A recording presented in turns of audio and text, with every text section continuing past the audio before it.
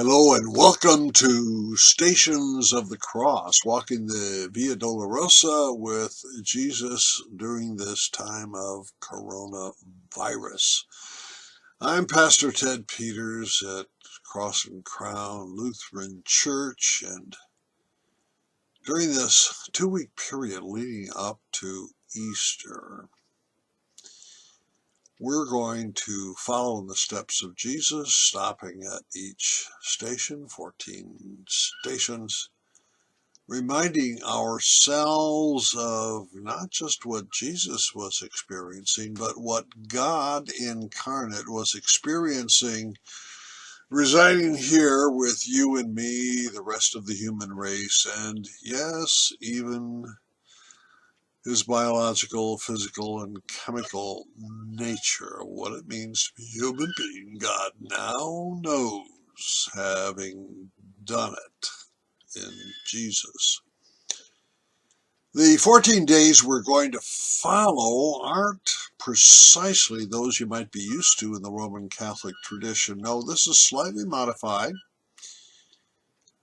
by Mark Roberts at Patheos. And Patheos, if you haven't found it on the web yet, is an excellent resource for Christian devotional and theological literature, as well as materials for the religions of the world.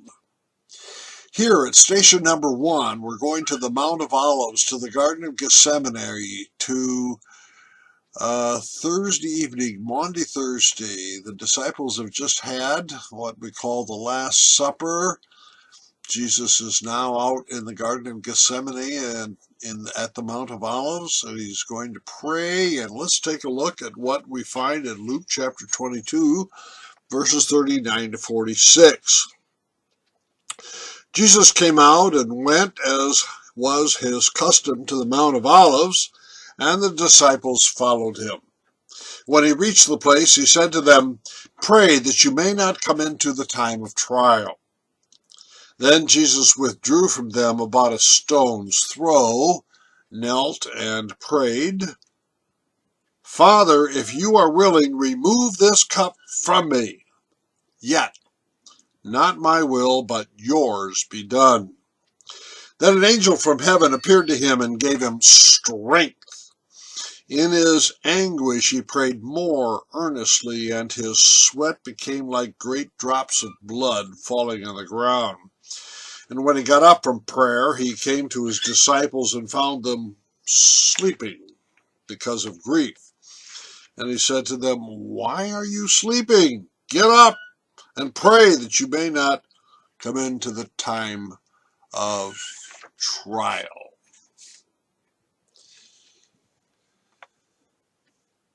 Pastor Roberts leads us in a meditation on this, and he reflects on a piece of art. This is Jesus in Gethsemane, Heinrich Hoffmann in the 19th century. In the Hoffmann painting, Jesus looks like he's calm and at peace. Now, this Hoffmann painting doesn't quite depict what we just read here in the Gospel of Luke, does it? Jesus is not at peace. He's in anguish, sweating drops of blood. He says, "God, remove this cup from me. I don't want to go through with this mocking and this suffering and this dying. Remove this cup from me. But nevertheless, not my will, but thy will be done." That's the way he closes this prayer. It's the way you and I should close every one of our prayers to God as well. That line, "remove this cup from me," that's a powerful line. It was written in the Greek language when the New Testament was first made available, and everybody reading the Greek is going to think of a particular Greek hero, somebody who died after drinking from the cup. Do you know who that person was? Socrates. Socrates, as you may recall, drank poison out of a cup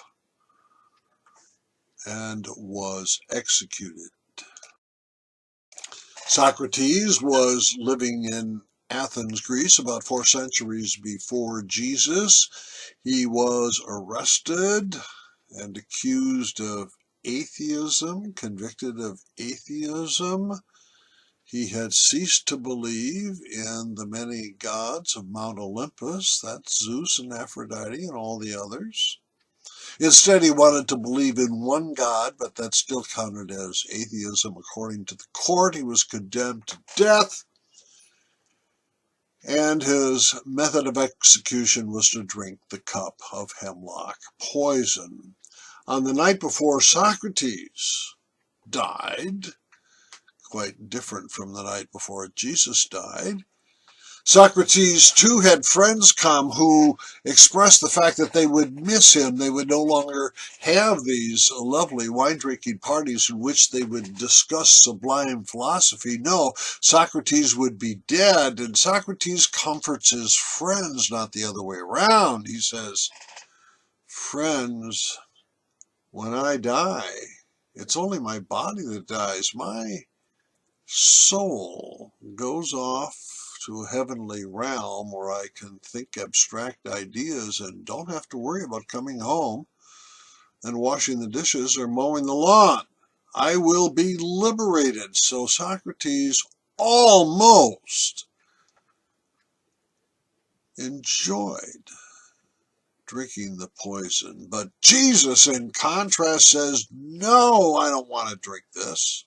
Jesus doesn't have the comfort that his soul is going to somehow or other just flit away from his body so that he can avoid the trials that are to come. No, Jesus faces his death with great fear and trepidation, sweating drops of blood, but he finishes his prayer like you and I should finish every one of our prayers. "Not my will, but thy will be done." Here is Desmond Ford's painting of Jesus in Gethsemane. It looks a little more like what we saw in the Gospel of Luke. I would like to close Station 1 with Pastor Robert's prayer, but we're just going to add one petition, okay? Let's bow our heads in prayer. Lord Jesus, as I reflect upon your experience in Gethsemane, I am once again astounded by your utter humanness. You are not God in the flesh, well, sort of, but truly God in human flesh. You are Emmanuel, God with us. Thus you are also God with me. You understand me. You stand with me in hard times, even coronavirus times. You encourage me when I wrestle with the Father's will, and you intercede for me.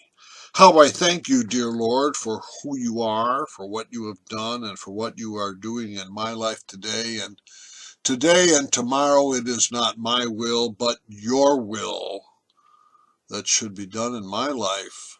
Amen.